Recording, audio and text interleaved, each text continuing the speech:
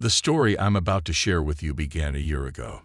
Evelyn and I had been living together for a year, and everything seemed perfect. We had big dreams for our future, talked about marriage and kids, and it felt like we were headed in the right direction.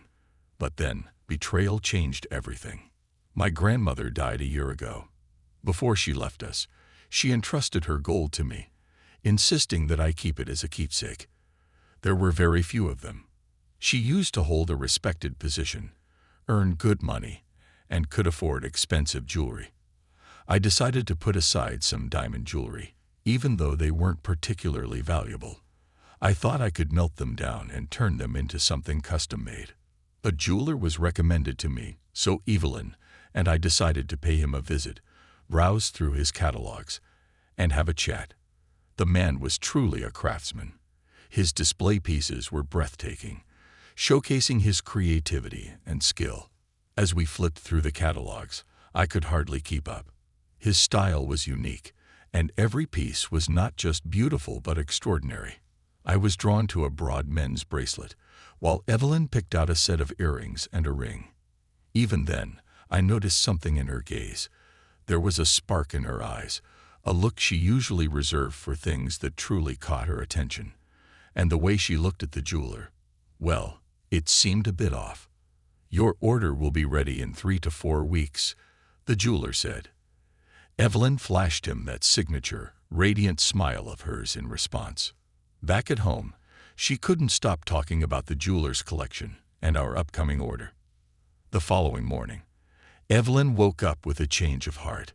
She decided she didn't like her choice and felt another set would be more to her taste. "Babe, I already called the jeweler. After work, I'm going to swing by and change my order," she announced. "Well, it's up to you.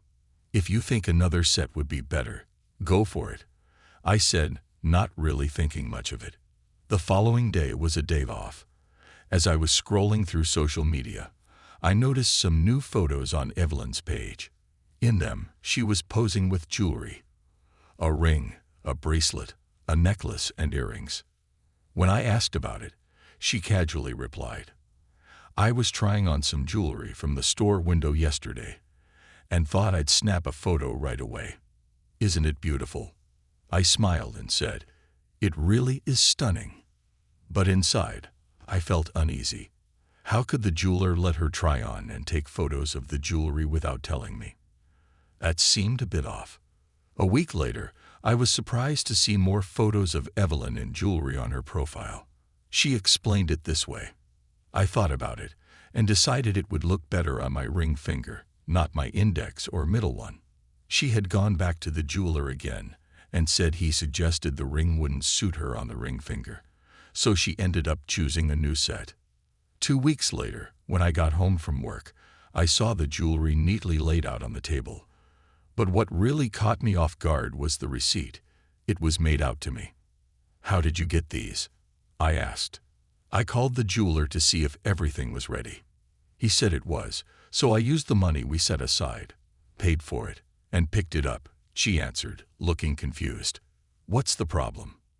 By this point, I was already getting irritated. These mysterious trips to the jeweler, the constant attention to the jewelry. Something didn't sit right. How would you feel in that situation? That evening, sure enough, there were new photos of Evelyn in jewelry on her social media. We'd already argued about this before, and I couldn't take it anymore. A few days later, we were invited to visit some friends. Evelyn carefully chose an outfit and jewelry. As I sat in the armchair across from her, watching, she was almost ready when she pulled a small box out of the dresser. She opened it, pulled out a ring, and slipped it onto her finger. It was large, unique, and most importantly, I had never seen it before. "That's a new ring, isn't it?" "I don't remember seeing it," I said. "Yes, it's just costume jewelry," she answered, clearly a little flustered. I walked over, took her hand, and examined the ring closely. It was obviously not costume jewelry. It was made of gold, and the craftsmanship was impressive. The style was the same as the jeweler's work. In fact, I could have sworn I'd seen it displayed in his shop. "Are you trying to take me for a fool?" I couldn't hold it in any longer. "Why are you so upset? What did I do wrong?" she asked, but I could tell she was already guilty. I wasn't fooled. I knew for sure she didn't have the money for that kind of ring, and if she had ordered it, I would have known about it. And the constant trips to the jeweler. I could connect the dots. We ended up in a heated argument. In the end, Evelyn, tearful and defensive, claimed she had lost control because of how stunning the jewelry was, and that the jeweler gave her the ring as a gift in exchange for her favor. By that point, I was done listening to her excuses and didn't want to know any more details. We broke up, and I haven't heard from her since. What can I say? Stupidity, a lack of self-control, and the temptation of shiny trinkets led to her betrayal. Maybe it wasn't meant to be.